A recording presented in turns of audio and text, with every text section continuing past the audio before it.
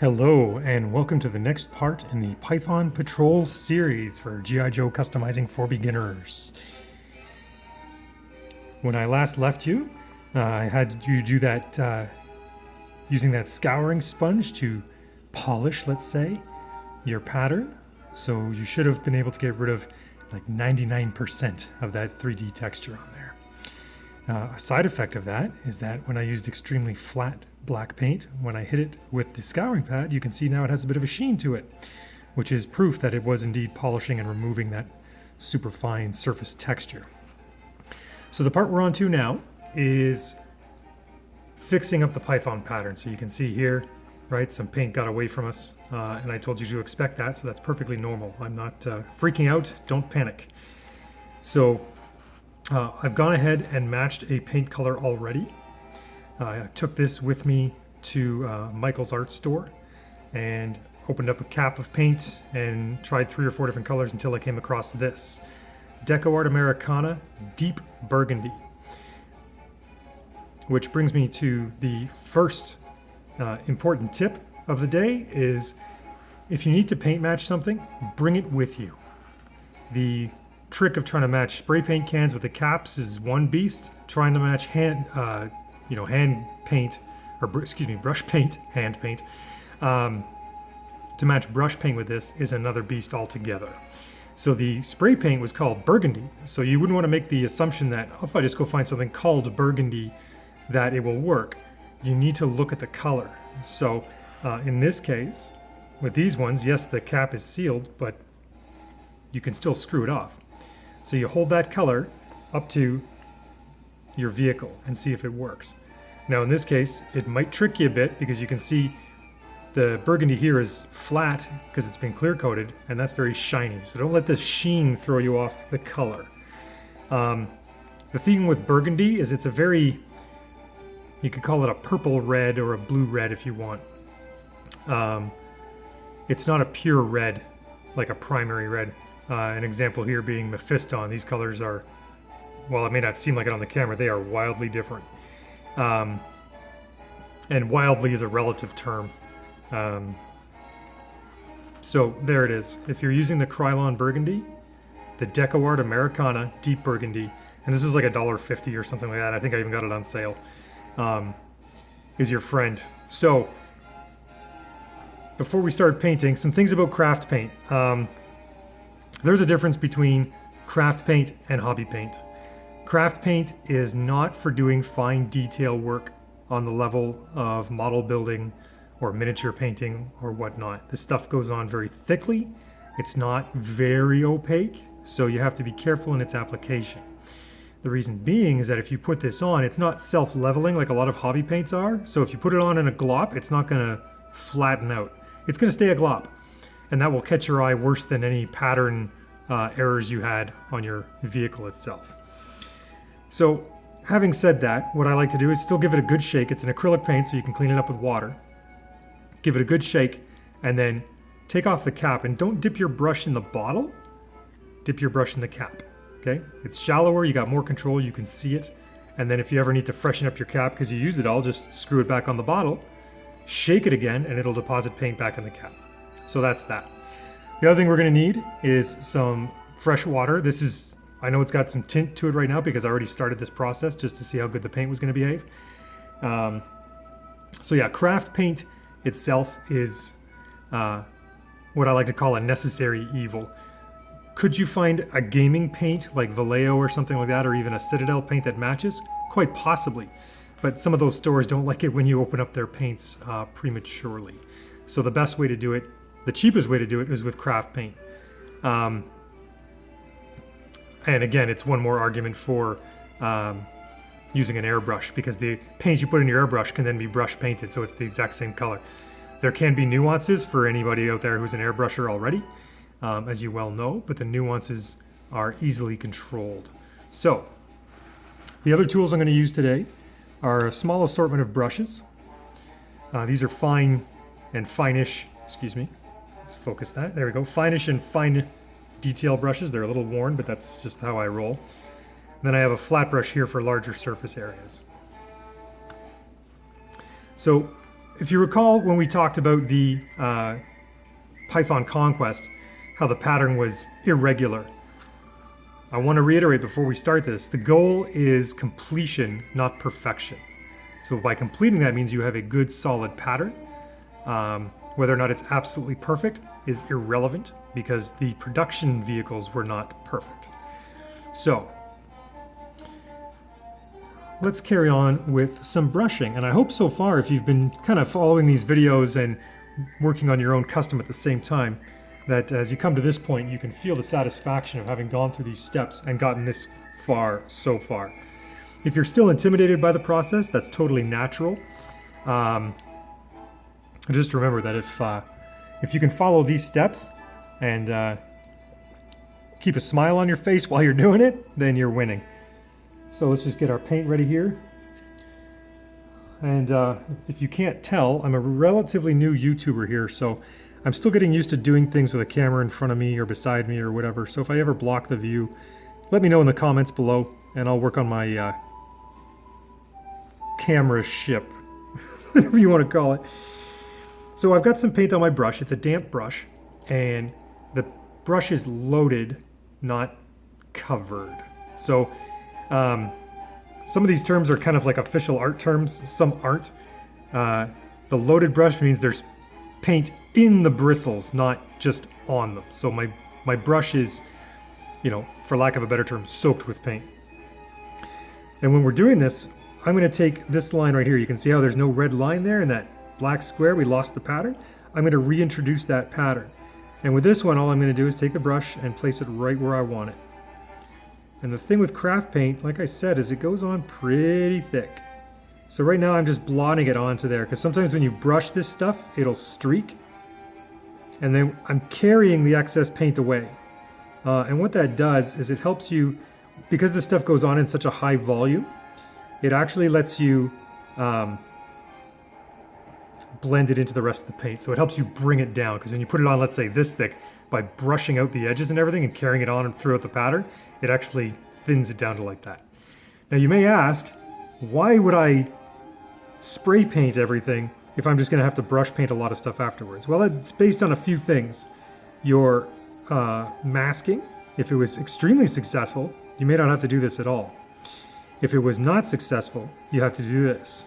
And because craft paint is so streaky, would you really want to put masking tape on and pool this kind of paint on your vehicle?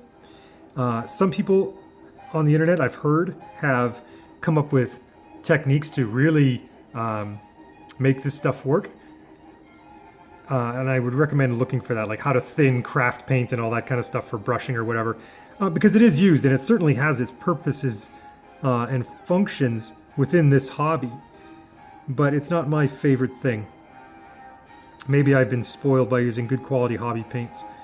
But it is what it is. And this kind of brings us to that whole thing. As we go through these basic forms of customs, we're eventually going to come to the point where it's like, okay, now I'm going to show you how to use an airbrush. And you'll see what happens. And it's nothing but positives. You can do it year round. You can use the same paint that, to brush that you sprayed with, all sorts of things. Its limitations are far outweighed by its advantages. So all I'm going to do is carry on with this pattern all the way through. And that's all we need to do. I recommend that in this case, and especially if you're doing a much larger vehicle than this, is break it down into sections. I even broke this one down into sections. And if you see something that's too thick, then brush the paint into the rest of the pattern, kind of like exactly what I'm doing right now. This paint dries the same. I've already done the red here, or the burgundy. And if that means that you have to put on more than one coat, then do it. It's the same thing with anything else. Whether you use spray paint, brush paint, an airbrush, it's go on thin and build it up rather than go on thick and then hate your life afterwards. It'll just increase the quality of what you're doing. Now, if you make a mistake, there's no problem if you overpaint something that you shouldn't have, because all you do is take the opposing color, let's say on this line here, if I screwed it up, all I'm going to do is take black and then refill in this square here, or this diamond. And it's the same thing with the silver. You can even, in some cases, see how there's that black and silver mixed in that square there? You could even replicate that by just dabbing a little bit of black onto silver and stuff. So don't be shy, and certainly experiment. I mean, that's how I figured out half of this stuff, was through experimentation, which can be a bit of a double-edged sword. You can figure stuff out for yourself. You can find new ways or modified ways to carry out certain techniques taught. But it can become expensive. And as we move further on down the line, I mean, this is why I tell people, like, share the colors that you, if you did a custom, always share the colors you used. Because somebody else might be really inspired by your work, or it might have given them an idea to do something different. And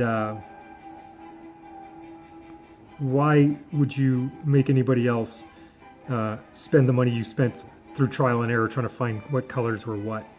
Not everybody thinks of it, and quite honestly, some people are like, well, if I had to spend 30 bucks to find one color of paint, then so do you. That's, I don't know, that's not my style. And I don't know why you would do that, but you know, some people just think that way. So it is what it is. So I'm just going to carry on with this, and the same thing applies, right? So you can see here in the pattern, I've got some silver paint waiting in the wings and some black paint. I'm actually going to put silver on that to reconnect that diamond. And I'm going to build something in here with some silver paint to fix that pattern up. Now that's brings me to my next point, is that if something, like if your pattern's pinched, like we talked about, see how mine pinches in there, and you think you can rebuild it by hand, go for it. Don't spend too much time doing it, because sometimes it's a fool's errand. So the pattern's pinched, the pattern's pinched. And if my showing you the Conquest X30 didn't alleviate your need for perfection, well then that's a pursuit that you can certainly carry on with. I tend to enjoy my sanity, but I know there's people out there that are way more skilled at this than I am. They have steady hands, they're artists in their spare time, whatever. And that's just the size of it. So you can see here, I've already started to fix where the silver bit is here, but it wasn't, I needed to smooth the paint out, so the silver still shows through. So let's try a second application here just to show you what you can expect.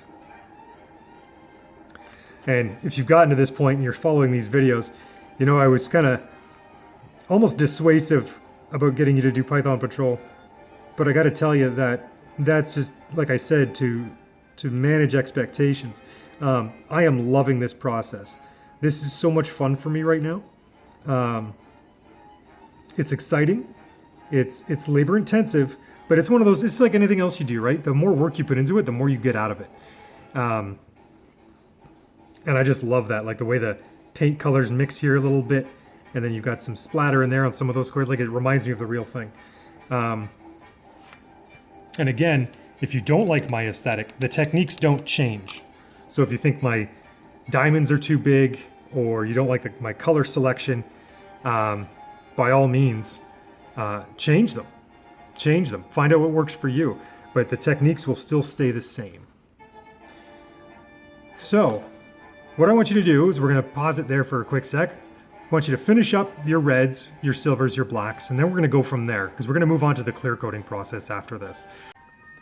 And just before we head out to the clear coating, I wanted to show you something. You remember how my Python pattern got all pinched here with some weird funky shapes?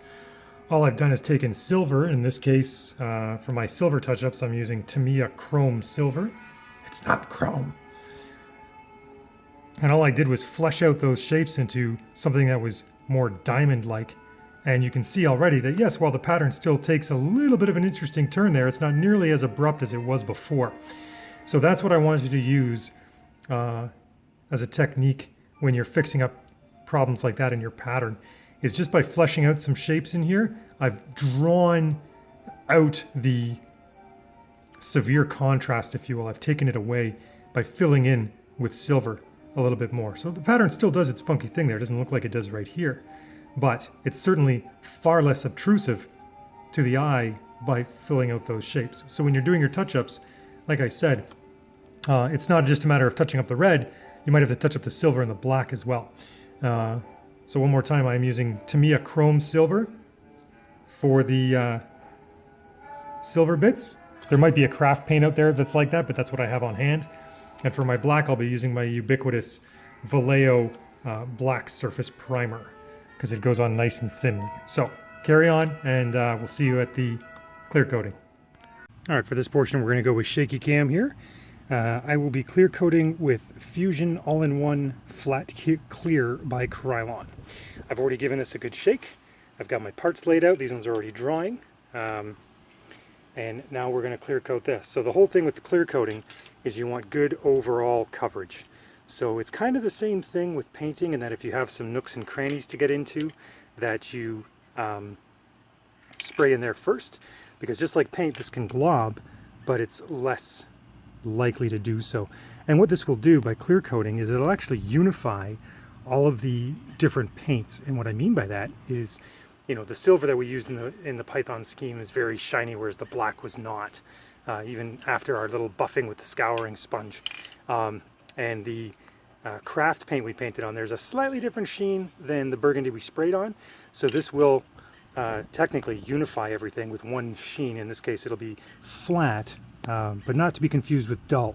So with flat coat, it's sometimes confused, or I shouldn't say confused, it's sometimes interchangeable with matte coat. And basically, if you're looking at a spectrum of shininess, you have, on the far left of that spectrum, you have dull, flat, matte, semi-gloss, gloss, and then way over here you have aqua gloss, and aqua gloss makes it look like it's wet. So think like, well, the only thing I can think of is Trinity's outfit in The Matrix. Yeah, but anyway, so this is going to be a flat coat. It'll have some sheen to it, which you saw when I first base coated this with the burgundy spray paint. That was clear coated with the very same clear coat. So again, it's a flat clear by Krylon, and it's Fusion All-in-One. A little freshening up there, and just I think that's about it for nooks and crannies on this one. It's pretty forgiving in that regard, at least as far as clear coating goes. And there we go. Nice light coats. And if you have to go again, then you have to go again. So once that's dry, let's take this inside and we'll put it back together. I'm so excited. All right, we're clear coated.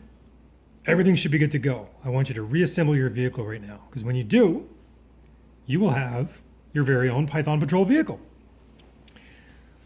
With all the steps I showed you, hopefully I made them easy enough to follow. But you can see we have a nice clean pattern here with good colors. The yellow I used on this is Krylon Sun Yellow. You may find it a little pale for your taste, possibly. If that's the case, I recommend Chrome Yellow.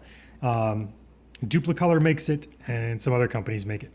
And it works very well. Plus we have this dark gray, which is that Duplicolor automotive primer.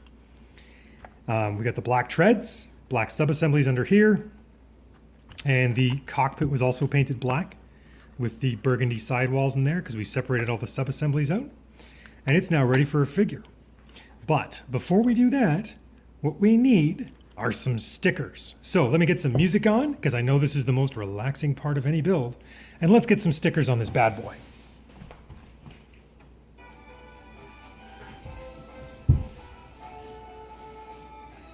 I've got a selection here of Python Patrol from various vehicles and whatnot. I got some numbers and some Cobra sigils. So let's get into some trouble. Save that part for last, because that's kind of the finishing bit. If you don't have stickers for the eyes, you can always paint the eyes. Reference my eyes and mouth painting video for Tiger Force, and you can see that it's actually quite easy to do. But always practice first on a sheet of paper before you commit anything to the custom itself. So we got some Cobra symbols here. You got yellow. We don't want to use red, because red, again, it's the moire problem, right? Could use red on the canopy, like we did for the Sidewinder. We got some yellow here, which is pretty good. They're a little large. Might not be a problem, but yeah, maybe not. I do have some black ones though, but I tell you what, while I'm still debating that, let's get the actual Python Patrol symbols on there. So I've got a slew of them here.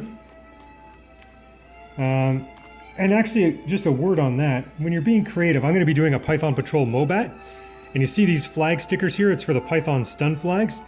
Some army tanks actually have flags painted on them as unit symbols or whatever, so that's exactly what I'm going to do with those stickers, is I'm going to stick those onto the actual vehicle itself, not on any sort of flag. So we've got, yeah, a couple of different styles here to choose from. That's kind of neat. We need even numbers, or if I have one small enough, we could go odd numbers. So let's do eeny, meeny, miny, potato. It's my favorite way to count, by the way. Yeah, let's do that. And we'll do, because I'm looking at the side here, and I'm going to put the eyes up here, because that'll look badass, because the lasers will look like the fangs. Cobra symbol up here and Python Patrol down here, or vice versa. And I know there's a Python Patrol symbol going on the butt, so we'll do that right now. And remember, good practice for stickers is do your best not to touch the back. So take your sticker sheet, roll the back a bit, and see if you can convince the sticker to come loose. If not, take your X-Acto knife, work it under the sticker, push your thumb onto the sticker, which puts it onto the X-Acto knife. Then pick a landmark, so we have a natural seam here down the bottom, like the backside, so to speak. So I'm going to put it vertically in the center of that and match the tip with the back. Whoa. And I have to reposition it on the knife. There's too much knife underneath it, so I'm just going to put it back on the paper and then just put a little less knife behind it. Here we go.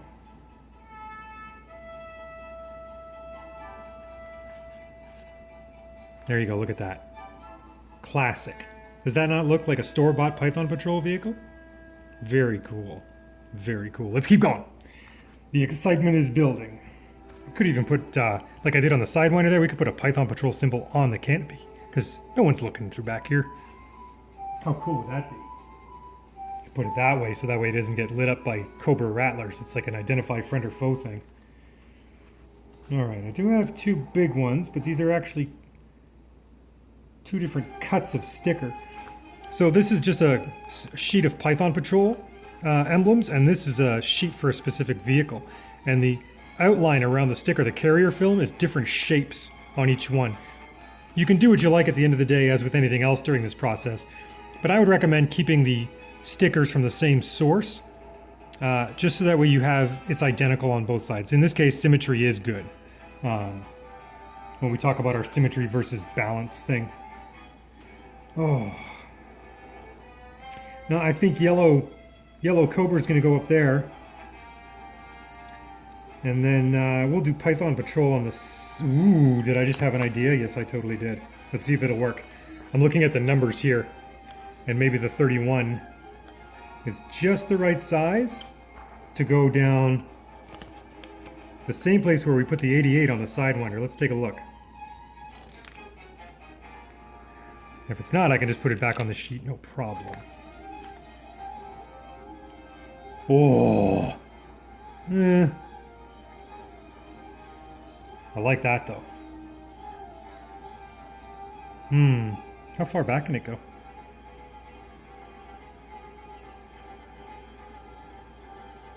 Oh, I like that. What do you think? 31 on the back end? I think so. So I'm going to put it parallel to that, carrier film there.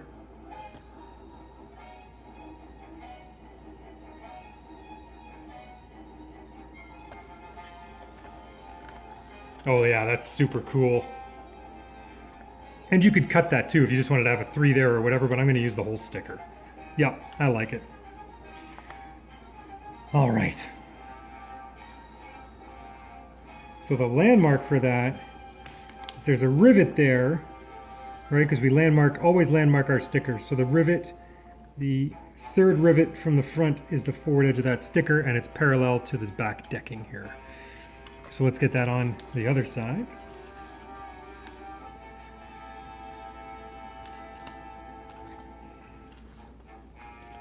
So 1, 2, 3 rivets forward.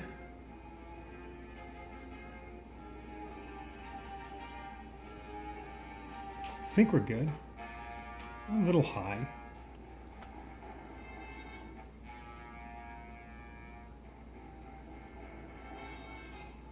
There it is. Right there. Boof! And we have evenly placed stickers on either side. And that looks super sharp. I love the black and yellow combo there because it contrasts so nicely with the python pattern. All right. Now I have this big 31 with nowhere to go. I could save it for another project, but maybe I'll just put it on the top. We don't know yet. We don't know yet. Don't rush me, people. Don't rush me. So now Python Patrol. Oh yeah, that's gonna go. Let's put that up top. Yeah, on the top, like up here. Let's get that sticker prized free. Get the right size I want. Is it the only size I got? Yeah. So for this one, if you didn't watch the Sidewinder video, we're about to put this in a place that's a compound shape. So it's got a curve this way and it's got a curve laterally as well. So you want to be careful with the size of sticker you put there because it can affect whether or not the sticker has any wrinkles. But how am I landmarking this bad boy? Okay, so the bottom of the green diamond is going to be in line with the back of the rocket launcher and then placed centrally on that hump.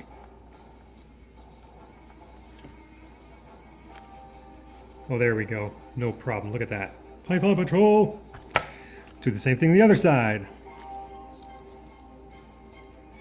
Here we go. All right, and I placed it, yeah, maybe a little shy of center on there. Maybe it lines up with the bottom of that. What does it do? Yeah, the bottom of the P in Python lines up with the bottom of the canopy there. It's a good thing I caught that now. And we are parallel to the ground.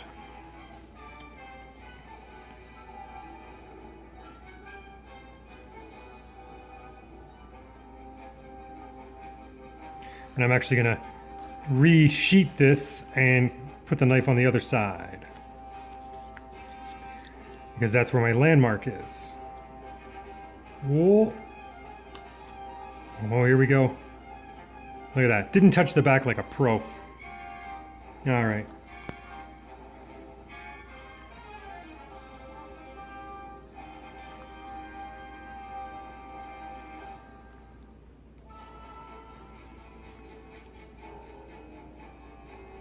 Oh, it's interesting. So what I've just noticed is the skis are slightly askew. There we go. That seems to be better.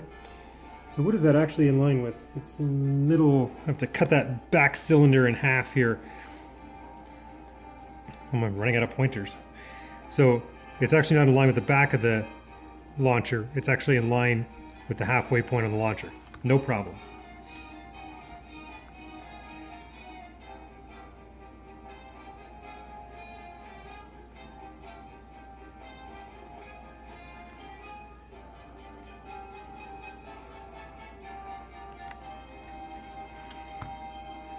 There it is, as you can see from the top. They're in line, and it looks good. Okay. So let's get some fun panels on here. We got hydraulics and panel and all sorts of stuff. So let's fill this out with some other useless data.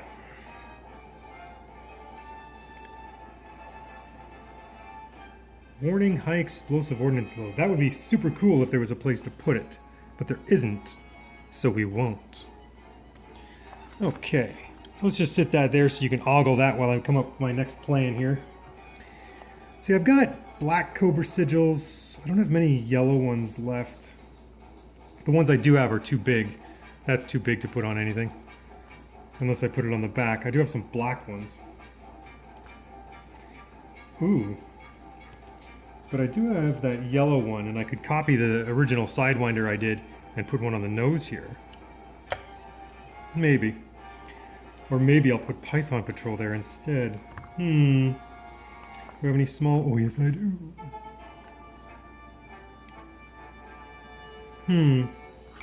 That is the question.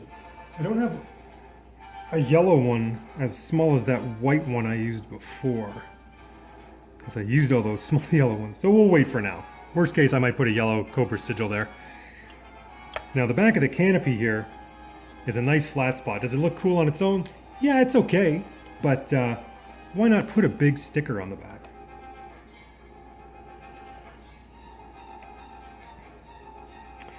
Oh, yeah. So we got numbers, Cobra. Let's see here. Eeny, meeny, miny, potato. Let's pull it off and see what it looks like. So I'm going to take this big 31 here and seat it on the back and see what's what.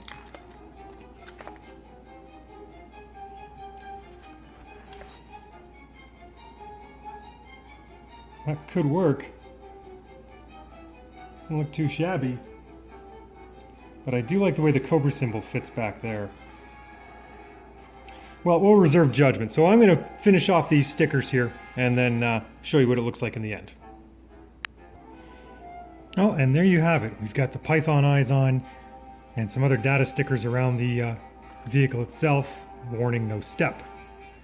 And we're waiting on the Cobra sigils for now. I haven't decided what color I'm going to use. And that's the perfect time to say when you're putting stickers on, when in doubt, wait. The reason being is that because we've painted this, yes, we've clear coated it and everything, and it is protected to an extent. If you put the Cobra symbols on or any sticker on there that you're not sure about, leave it off, because sometimes once they sit, even if you pushed on it just lightly, it may pull paint with it. So yes, you can fix the paint job, but you might have ruined the sticker. So we'll save it like that. So here it is, the Python Sidewinder. I hope you enjoyed this build. Yes, we've done Tiger Force and Python Patrol, but there's still a few teams left to cover, not to mention applying character schemes to vehicles. So thank you for watching. Please click like and subscribe, and we'll see you on the next video. And remember, have fun.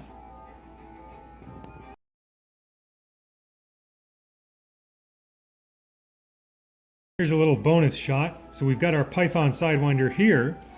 And just to show you how much fun you can have with customs, if you didn't see it in the previous video, here it is side by side with the original Sidewinder. So it's the same vehicle, I just painted it in the same colors as the Ski-Mobile and decided to call it the Cobra Sidewinder. But look at that, it's the exact same vehicle, and yet when you look at them, they look totally different. So when we're talking about, you know, pizzazz or wow factor, whatever you want to call it, this is the same vehicle in two totally different schemes. The cool thing is they're both Cobra. But you can absolutely change things around. And I'll show you that. I'll give you tours of my custom vehicles that I've already done. For example, I have like 6 odd Cobra Wolves in all different schemes. And it totally changes what the vehicle looks like. So here you are with the Sidewinder and the Python Sidewinder. Just food for thought. Until next time.